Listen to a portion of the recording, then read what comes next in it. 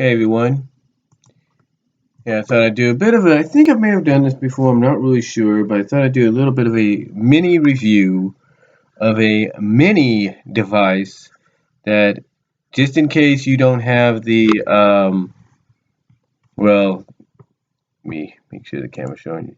Just in case you don't have one of these in your possession, an HD TV or a smart TV, whatever you want to call it, just in case you don't have one of these in your possession, which by now you should. I mean, who doesn't? Well, what am I what am I saying? There are families, there are folks out there that probably have one, at least one in their house, but it's mostly in the living room. Well, all the other rooms, whether it's a bedroom, guest room, or rec room, have a regular TV.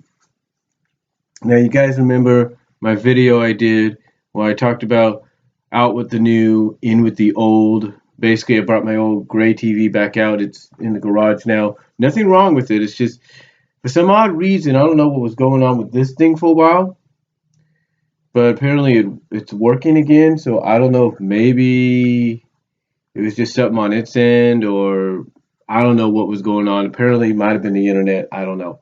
But basically, I was so glad to have one of these, or at least buy one of these, and have it in stock, if you will. The reason I say that is basically due to the fact that you need one of these. You need one of these, especially if you have a Blu-ray player and a PS4 or anything that might be HDMI related. Just in case it's only HDMI and you only have a regular TV, you need one of these. This is a mini HDMI to AV adapter. This is basically, if you can see there, I don't know if you can see it. This here is the input. This is where you would put the HDMI cable, and this is your output. This is where you put your audio video cables, and what that does, basically, it allows you, excuse me, it allows you to play your Blu-ray player, your PS4, your Xbox One, your Wii U if you want to use the HDMI option on that, because it also gives you the audio video option. It allows you to play any HDMI device on your regular television. It's true, it does. I'll give you an example. Of course, this is my box for this. So,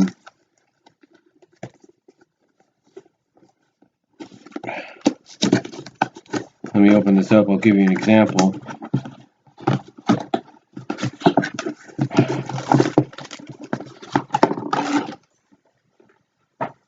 Here's the this is the HDMI cable. I've already used it already. Test out the quality on there on the TV when it was a regular TV. But basically, this is what it's for. You take your HDMI cable and you hook it right into there, and then what you do is you connect your audio video cables to the back of your TV. Or if you have an audio video switcher, like I do, because you have multiple audio video sources, like I have, of course, the Xbox 360, and which also I have which, if you can probably notice, I have the HDMI, I have the audio video connected to my my DVD recorder, but I also on the back have connected an HDMI option. So, like, if I feel like playing my Xbox 360 in the future, I can always switch out, I would assume, the Blu-ray or the PS4, mostly the Blu-ray because that's a little bit more optional. The excuse me, the Blu-ray HDMI with the Xbox One, so I can play my Xbox games in full 1080p, which they do look gorgeous on there. There's no doubt about it. Um, yeah, but like I said, this is definitely something you should have. Now, it also comes with a USB cord, which you'll connect there. And what the USB cord does is it allows you to charge the device. It says power, so I'm guessing it adds an additional power source to it. I'm not really sure, but mostly it's just take it out, plug in what you need, and there you go. And like I said, if you have something like an audio video switcher, you want to take the audio video cables that you have connected here, and you want to put them into the input section of the audio video switcher, while you take the audio video cables on the output of it, on the output section of your switcher that are connected to your TV. So these, like I say, if you're using a switcher, go over to there, go over to the go into the input portion of the switcher, while you take the audio video cables that are connected to your TV and you put them on the output.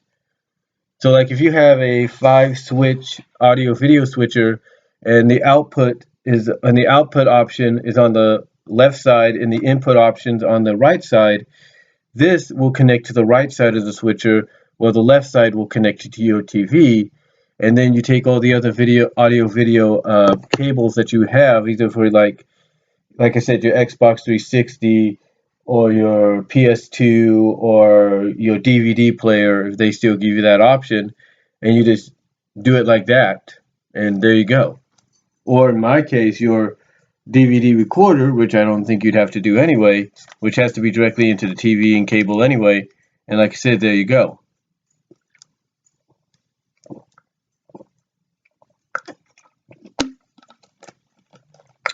But I know it sounds like I'm confusing you, and I do apologize. But what I'm saying here is basically the advice I'm trying to give you for anybody that might still have like a regular TV in their in their bedroom or their rec room or whatever. And let's say your gaming room or your kids' room, and they have a Blu-ray or they have a gaming system that's the current gen, then this is definitely something you want to get. This is definitely something you want to get. And it's just basically, like I say, it's a plug and play. Basically, it's a plug and use. HDMI cable goes there. Audio video cable goes there. Depending on where you live, you got your NTSC option and your PAL option. So if you're in the UK or the Europe areas, you can switch it over to PAL. Here in the United States and Canada into NTCS. And then, like I said, you got a USB portion here, along with which also supplies the power for it, I guess. Or I guess if it starts to run low. But the one I've used before this, which now my niece has, and hopefully she's hooked that up to play her Blu-ray. These things, they cost around, I'd say, $25. The most affordable, I should say, not the cheapest, but the most affordable that I've gotten them at is around $25, $26. And it's really worth it. I mean, I know you're thinking, what, $25 for this? Yeah, but it's really worth it. Sometimes you can get them a little cheaper for around $20. So about $20, $25, maybe even cheaper. I think the cheapest they will go is around $15. 10. Okay, the cheapest you could find online will be around $10, but the average cheapest and most affordable price is between $15 and $25. But again, they're really worth it, especially if you, like I said, you still have a regular TV in one of your rooms in your house. Whether it's and that doesn't help it either. But hopefully that didn't damage it too much. No, it's fine. Yeah, I review it in fall, so but yeah, it's okay, it's cool. But yeah, depending, like I said, I'm trying to, yeah, it's fine. Like I said, depending on which room you're in and all that, definitely worth getting. Especially like you say, it's like either your rec room, your bedroom, maybe your garage, wherever that you use basically for an entertainment facility or secondary entertainment area. This is the best option to get. Like I said, it runs for about price wise, it runs between 15 to 25 bucks, but it's really worth it. Now,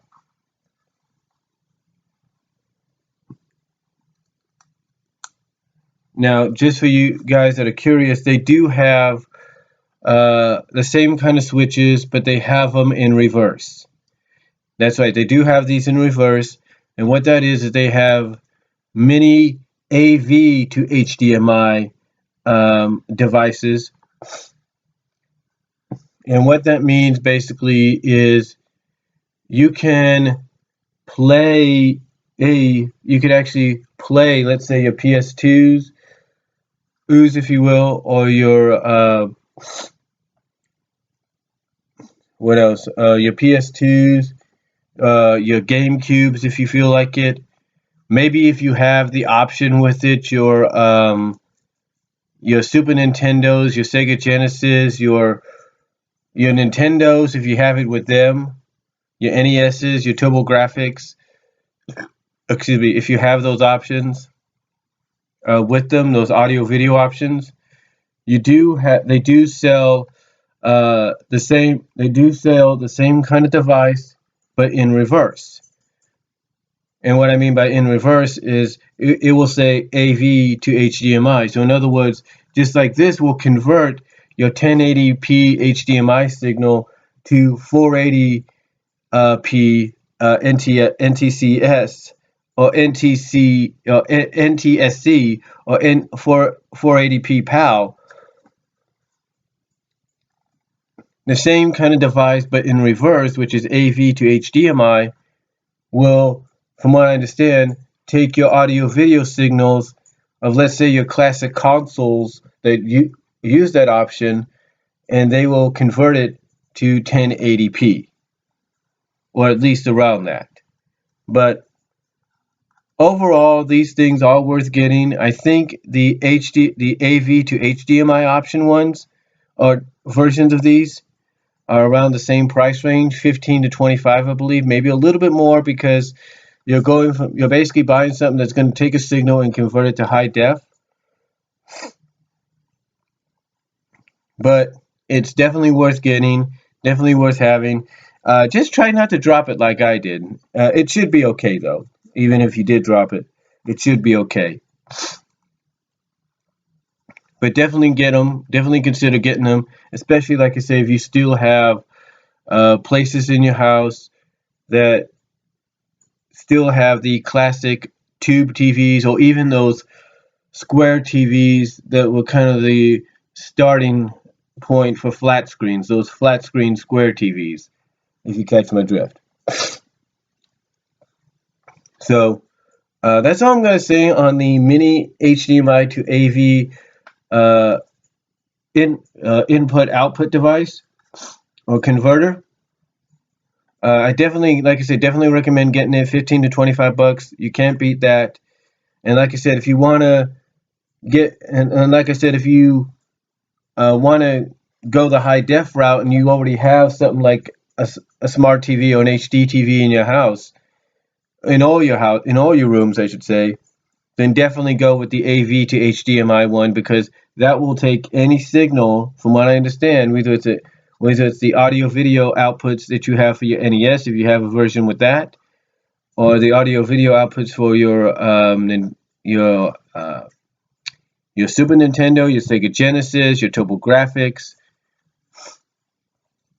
you name it, it will convert it to 1080p or maybe even 720p, depending on the highest that it goes. So let me know what you guys think down below. Comment if you like. But I do highly recommend getting it. It's definitely worth the money, and I'll talk to y'all later.